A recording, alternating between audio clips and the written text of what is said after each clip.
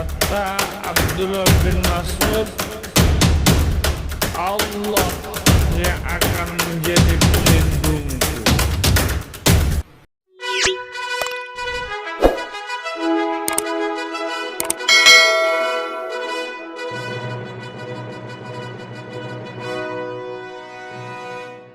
Menganiaya engkau. Yang kedua, engkau berasal dari keluarga biasa-biasa saja, bukan dari kabilah yang besar, sehingga itu akan membuat orang-orang kafir tidak merasa sungkan untuk menganiaya engkau. Kata Abdullah bin Mas'ud, Allah yang akan menjadi pelindungku. Maka kemudian Abdullah bin Mas'ud datang ke depan Ka'bah, mengumpulkan orang-orang itu. Setelah orang-orang itu berkumpul, Abdullah bin Mas'ud radhiyallahu anhu kemudian membacakan kepada mereka surat Ar-Rahman. Ya. Apa yang terjadi? Yang terjadi, orang-orang kafir itu macam kesurupan. Ya, mereka ngamuk. Abdullah bin Mas'ud radhiyallahu anhu dipukulin, digebukin, sampai wajahnya yang sebelah kanan ini babak belur. Ya. Setelah dia pulang, orang yang tadi melarang dia itu berkata, inilah yang aku takutkan akan terjadi kepada dirimu, wahai Abdullah bin Mas'ud. Kata Abdullah bin Mas'ud, jika kalian izinkan, besok pagi aku akan datang lagi dan akan aku bacakan lagi, supaya wajahku yang sebelah kiri ini mengalami kondisi yang sama seperti saudaranya yang sebelah kanan, digebuki di jalan Allah. Nah, itu semangatnya sahabat dalam membacakan ayat-ayat Al-Quran. Nah, kemudian seiring berlalunya waktu, tradisi membacakan ayat-ayat Al-Quran kepada umat ini hilang.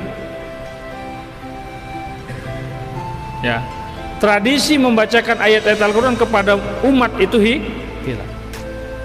Sekarang Anda tanya, beda apa sama antara membaca dengan membacakan?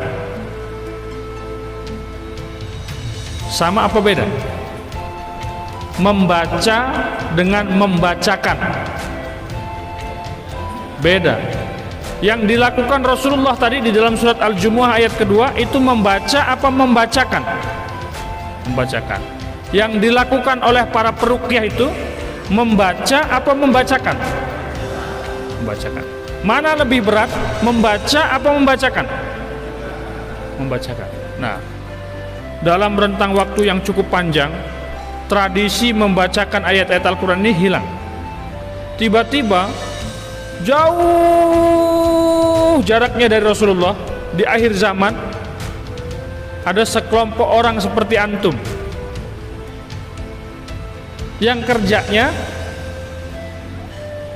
membacakan ayat-ayat Al-Quran kepada umat manusia. Maka lahirnya di akhir zaman ini merupakan satu indikasi kejayaan Islam di akhir zaman. Membacakan ayat-ayat Al-Quran kepada umat manusia, para peruqyah. Ya, maka lahirnya para peruqyah di akhir zaman ini merupakan satu kebahagiaan. Ini merupakan salah satu indikasi kejayaan Islam di akhir zaman. Maka antum patut bahagia menjadi bagian para peruqyah. Dan terapi Al-Quran ini terapi yang diperintahkan oleh Rasulullah Shallallahu Alaihi Wasallam. Kata Rasulullah, alaikum bisifain, gunakanlah olehmu dua sifat, al-asl wal Quran, madu dan Al-Quran. Jadi kita memang disuruh oleh Rasulullah Shallallahu Alaihi Wasallam untuk menyembuhkan penyakit-penyakit kita itu dengan madu dan dengan Al-Quran. Sekarang kaum muslimin ketika dia sakit, kemana mereka datang? Sudahkah mereka menjadikan madu dan Al-Quran itu sebagai syifa mereka? Sudahkah mereka merujuk kepada apa yang dianjurkan oleh Allah dan Rasulnya? Belum. belum mampu kita mengimani, meyakini sesuatu yang datang dari Allah dan Rasulnya, datang cara-cara baru, metode-metode baru dalam kehidupan kaum muslimin. Maka hari ini training-training pengobatan dengan berbagai macam variannya itu bermunculan bak cendawan di musim hujan. Dan para peruqyah yang sudah bergelut dengan ruqyah bertahun-tahun, mereka ikut juga. Ya, mereka ikut juga. Bukan nggak boleh, Pak. Tapi kita harus pilih-pilih mana pengobatan-pengobatan yang dibolehkan dan mana pengobatan-pengobatan yang tidak dibolehkan. Maka kita ingin menguatkan para peruqyah agar kita memegang teguh ini, ilmu ruqyah ini. Pegang teguh.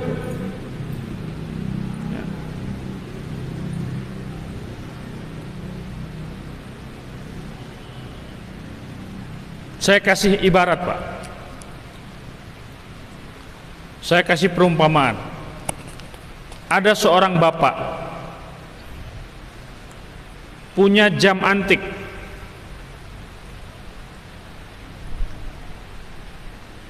Kata bapak ini, nak, coba engkau tawarkan jam antik milik bapak ini ke penjual sayur yang ada di depan rumah kita itu. Maka kemudian anaknya bapak ini membawa jam tua tersebut ke tukang sayur. Pak, ini bapak saya butuh duit, bapak mau nggak beli jam tangan ini? Kata tukang sayur itu, saya nggak butuh jam. Pulanglah dia. Kalau gitu, nak, coba kamu tawarkan kepada tukang servis jam di ujung gang itu. Dibawalah jam itu kepada tukang servis jam. Kata tukang servis jam, kalau benar kamu mau jual ini jam, nak, biar aku bayari 50.000. Dia balik lagi kepada bapaknya, tanya, Pak, 50.000? Jangan, kata bapaknya. Kamu antarkan ini ke toko jam yang di sana itu. Kamu tawarkan ke dia. Dibawalah sama anak ini ke toko jam. Begitu sampai di toko jam itu, kata toko jam itu, pemilik toko jam, benar ini mau kamu jual, nak? Betul. Kalau benar ini mau kamu jual, kalau boleh saya bayar ini 3 juta. Tukang servis nawar berapa tadi? 50.000. Ini pemilik toko jam menawar 3 juta. Pulang dia senang. Pak, sama toko jam ditawar 3 juta. Kata bapaknya, tunggu dulu, nak. Coba ini kamu bawa ke museum barang antik. Jangan pulang sebelum kamu bertemu dengan penaksir, apa namanya, tukang taksir barang antik itu di situ. Ketemulah dia dengan tukang taksir barang antik itu, ditaksir. Benar kamu mau jual ini jam, nak? Betul, Pak. Kata penaksir barang antik itu, ini jam cuman ada satu-satunya di muka bumi ini, nggak ada lagi. Betul kamu mau jual? Betul. Kalau kamu memang betul mau jual, saya tawar ini harganya 1 miliar. Itu kata pentaksir malam. Pelajaran apa yang bisa kita ambil dari situ? Bahwa sesuatu itu akan dihargai oleh orang yang memahaminya, betul? Nah, hari ini ruqyah, Pak, pengobatan dengan Al-Quran, bekam, madu, habatus sauda, itu sesuatu yang sangat mahal. Sekiranya nanti nggak ada lagi, cuman ada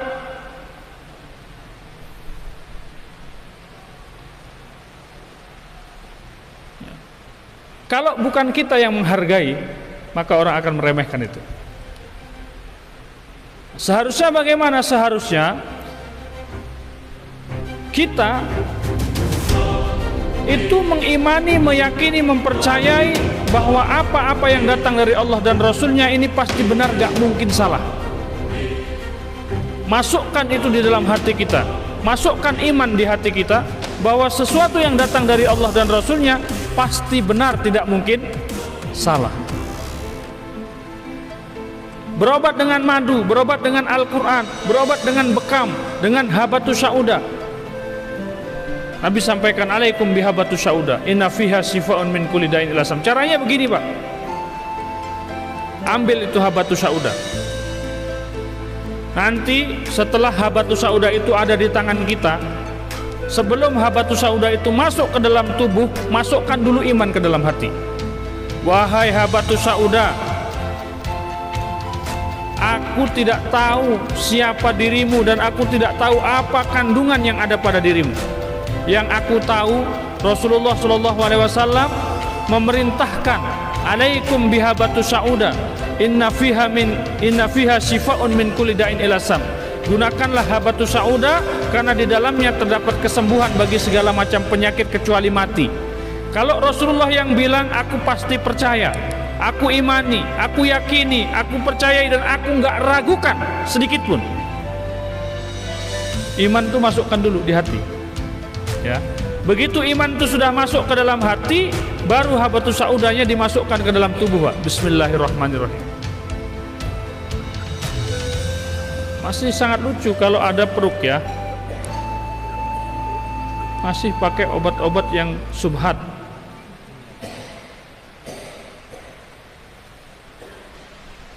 Ya. Peruqyah itu mengajak orang mengimani sesuatu yang datang dari Allah dan Rasul. Nah, sekarang ada pengobatan Pak, namanya hipnoterapi. Ya, hipnotis. Hipnotis itu merambah segala bidang. Dalam dunia pendidikan namanya hypnoteaching. Dalam dunia bisnis namanya hypnoselling. Dalam pengobatan namanya hipnoterapi. Untuk melahirkan namanya hypnobirthing. Untuk apa lagi tuh? Macam-macam Pak. Sampai ilmu hipnotis ini digunakan untuk anestesi.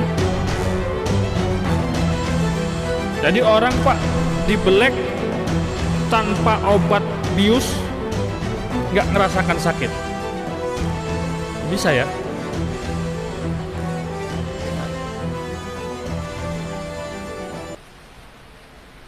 Nah, induk dari ilmu NLP hipnotis itu namanya NAM, New Age Movement. Pernah dengar nggak Pak? Ini bukunya nih, New Age Movement, perputaran dunia baru.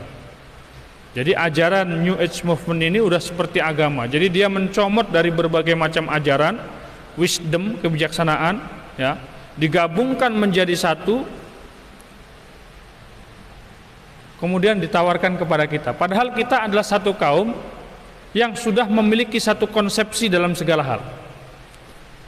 Islam adalah agama yang tidak ada satu jenak peristiwa dalam kehidupan seorang muslim kecuali di sana Rasulullah telah tampil memberikan teladan. Nah, di buku ini Pak, ini nanti nggak saya bicarakan panjang ya, kita lebih nanti ketanya jawab aja ya, biar lebih hidup ya.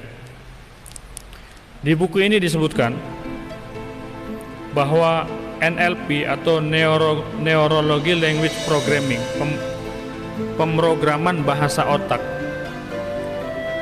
ini asasnya adalah asas wihdatul wujud, manunggaling kaulo kalawan Gusti. Ya. Bahwa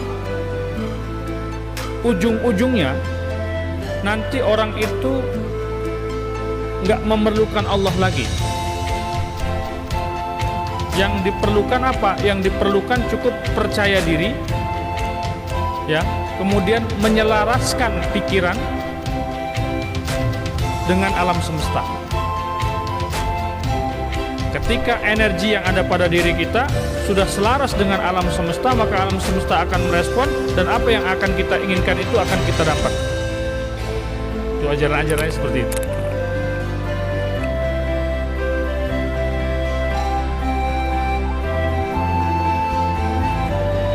Mereka mengatakan bahwa di dalam diri manusia, ini teori-teorinya nih, Di dalam diri manusia itu ada kekuatan unlimited, kekuatan tak terhingga yang bisa dibangkitkan.